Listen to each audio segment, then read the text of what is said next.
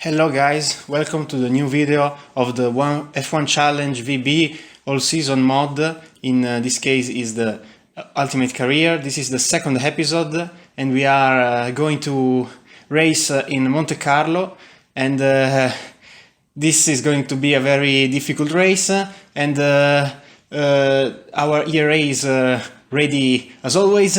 And so we begin with a little introduction about this race in the real world, in the real 1950 Monaco Grand Prix. And it was won by Juan Manuel Fangio with the Alfa Romeo, in which he scored also his first ever pole position. Second place was the Ferrari of Alberto Ascari, and it was also the first race ever for Ferrari in Formula 1.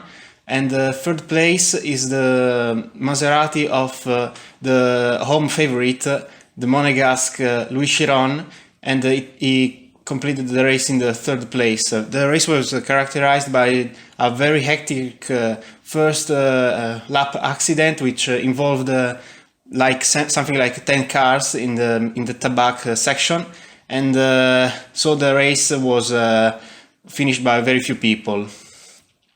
In our career mode, there are a bit of a problem, more than one problem, I would say, because everyone was retiring at the end of lap 1. So I tried very different solutions to solve this problem, and I've come up with a few modifications that I've done to the difficulty, which I dropped it to 99%, but that is hopefully only for this race. So 99% difficulty, and we have 20% aggressivity and 60%, 20% also damage, I think. No, it's 0% aggressivity and 20% damage. So I would have liked to complete the race in the same situations as the other race, but it would have been impossible because everyone retired in the first lap or the second lap. So I tried to drop the difficulty because it was the only solution. And so also the difficulty is the race distance is not 20% for this race, but only for this race is 10%. Now, without further ado, we can start with the lap around the Monaco street circuit. So this is the Monaco street circuit. The lap starts at the gasometer hairpin, the first corner of this very strange track. Then we go through to Saint-Devote, which was a quite fast right-hander. Then we go up to Beau Rivage and the Massenet and the Casino section, a left-hander, and then followed by a right-hander.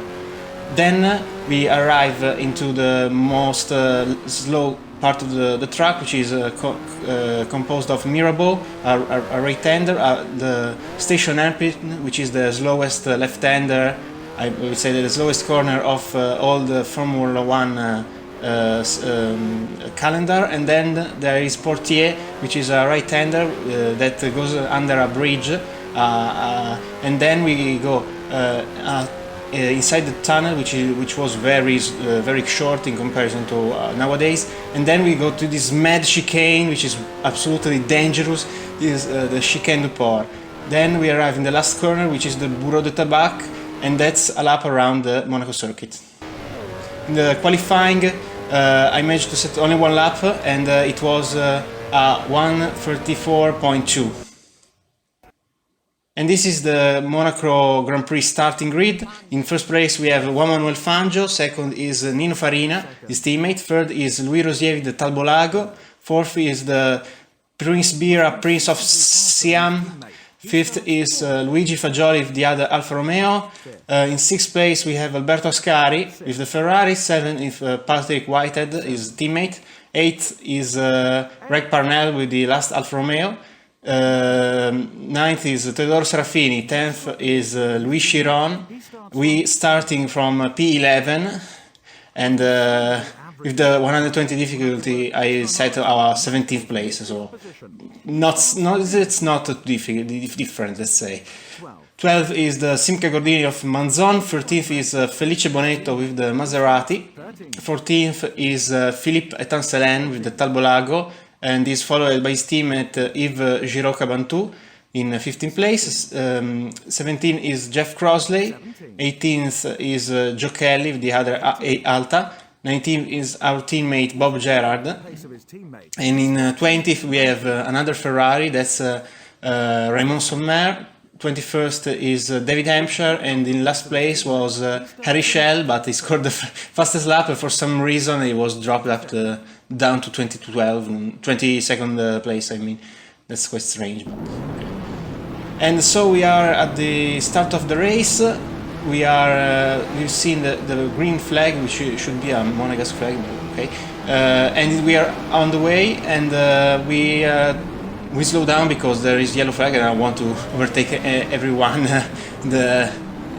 like this, because it's unfair, to be honest. And also because it's already simpler with 99% difficulty, and I didn't want to make it even easier for me. We overtake Louis Chiron outside of the after the gasometer hairpin. Then we arrive into this right-hander, and we seen Peter Whitehead, I mean, going off the track, spinning, and we are in P9 now. So we are approaching Teodoro Serafini, and I've seen someone spin, and it's Teodoro Serafini who spins, and we are in P8 doing absolutely nothing. And this is, by the way, with all the settings changed. And this is another car, it's Alfa Romeo, it's Nino Farina. This spins around. Then we go into this right-hander, which is just after the hairpin, and I'm trying to overtake Alberto Ascari, which is not very easy because I almost overturned the car. Also in Portier, and this is Prince Bira, who is out of the race. And we got a good exit out of Portier, and we are going to overtake maybe Alberto Ascari in the tunnel, and so be it. Yes, we overtaken it, and we are in P5 now, and the Rosier spins around with the Talbolago. Now we are in P4, doing absolutely almost nothing, I would say. Yeah, not very good. And so we crossed the line of the first lap of 9. In 4th place we have 9 seconds behind Luigi Fagioli and 4 seconds in front of Alberto Ascari. Now that's a replay of the start of the we can see a bit of the beautiful Monaco Grand Prix. And so we start very slowly, as we can see, and we are approaching the gasometer hairpin, and there's a Talbolago who tries to overtake me, but he goes into the inside of the hairpin, so we can now accelerate and overtake that Maserati without much difficulty. And now in Sainte-Devote we overtake this Ferrari which spins out, and so we go up into Beau Rivage and on Massenet, left-hander, and here's the Ferrari of Teodoro Serafini, which goes into the barrier, and then we arrive into the slower part of the track, which is the complex with the hairpin, and we've seen the Alfa Romeo spinning and crashing into the wall, and we are now very close to the cars in front. We try to overtake here Alberto Ascari, and we almost overturned the car, and that's quite dangerous, considering there is no protection at all. And now we overtake down the tunnel the Ferrari of Alberto Ascari, and now you will see this is 99% difficulty, but the cars retire as well, because everyone spins around their Talbolago, and another Italian car. I didn't see exactly what it was. Now we're going to lap 2, and there's a yellow flag in front, and there's Reg Parnell, unfortunately has done something wrong.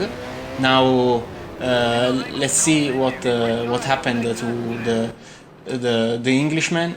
Here's Reg Parnell, and he overturns the car, and he goes into the wall, and he gets collected also by his teammate Luigi Fagioli. This is us passing into P3 because the checkpoint is there with the P-Tech entry. And first is Juan Manuel Fangio, second is Luigi Fagioli, and is already 7 seconds behind. And in P3 we are us, or better, John Smith is P3. Fourth is Alberto Ascari, which is 4 seconds behind me.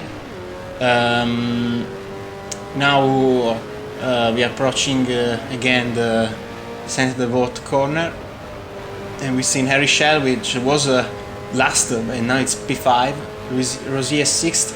Teodoro Serafini is 7th place. Yeah, and the other simulations that I've done with 120% difficulty, maybe it was 2 cars at this point of the race. Felice Bonetto is 8th, so that's okay. I mean, that's the best I can do. And now we are arriving to lap 4, and there's Luigi Fagioli, who lost a lot of time, and I've seen for a bit that he's out of the race. And now we'll see his replay.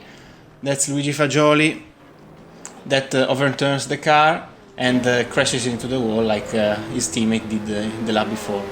This is us making a little bit of a mistake and crashing into the wall at the end of Portier because I didn't want to overturn the car, yes. And now we're going to pass the checkpoint and getting the P2 with Luigi Fagioli retired. This is lap 7, and Juan Manuel Fangio is first, and we are already mean it's almost the end of the race. It's the 22-second gap from the Argentinian, and so it's going to do as a favor because fortunately I was expecting someone else to retire, but maybe we are safe this time because it's quite unrealistic, to be fair, being in second at the moment. That's not very realistic for the E.R.A, which was a very bad car. Then that's a Ferrari there, they spin around. That's lap 9, that's the last lap, and we're going to lap a car. That's Louis, no, I don't know if that's Louis Rosier, maybe it's here. Yes, it's Louis Rosier, and we are going to lap the first car. And this is the end of the race already, because yeah, I mean, there was not very much action in this race, apart from some retirement. That's Fangio crossing the line and winning the Monaco Grand Prix, and we are going to arrive in our second place, which is our first podium and our first points, of course, in Formula 1, and that's a very good for us, for the team. And in third place there should be Alberto Ascari. Now that's us finally parking up the car after a very good race. I mean, I was expecting to get some good places with this AI, but okay. This is the race results. In the first is Juan Manuel Fangio, second is John Smith, third place for Alberto Ascari in the Ferrari. Also, one of his teammates, Teodoro Serafini, is in fourth place, so he didn't retire. That's okay, that's good. Yves Giroux Cabantou is fifth and gets the first points for Tarbolago, and the sixth Louis Rosier, and the point for the fastest lap gets Harry Schell, which he arrived. He didn't arrive at the finish at the end of the race, but he gets the fastest lap because he set it at the second lap. That's the Drivers' Championship with Juan Manuel Fangio that takes the lead with 12 points, with fourth place plus fastest lap and one win. Luigi Fagioli is second. John Smith is P3 Nino Farina fourth with the same points, 6 points. That we have Greg Parnell and Alberto Ascari with 4, Teodoro Serafini and David Hampshire with 3. Teodoro Serafini with 3, David Hampshire, Yves Giroud Cabantu with 2. R.02 gets 1 point for the fastest lap, even if it didn't complete the race. Everyone else is without points. So this is the an official constructors championship, and Alfa Romeo is already making a big gap from everyone that's behind him. We are in P2 with the E.R.A, the 6 points. Ferrari is third with a third place and 4 points, and then Maserati and Tarbolago are both at 4th and 5th place with 2 points. Cooper doesn't get a point even if Harry Schell got a fastest lap, because it doesn't count for the Constructors' Championship. So this is the end of this episode. The next race will be the Indy 500, and I hope that it will be a normal race this time, because that was quite frustrating to making the race. And so that's it for today, and we're going to see you next time. Bye.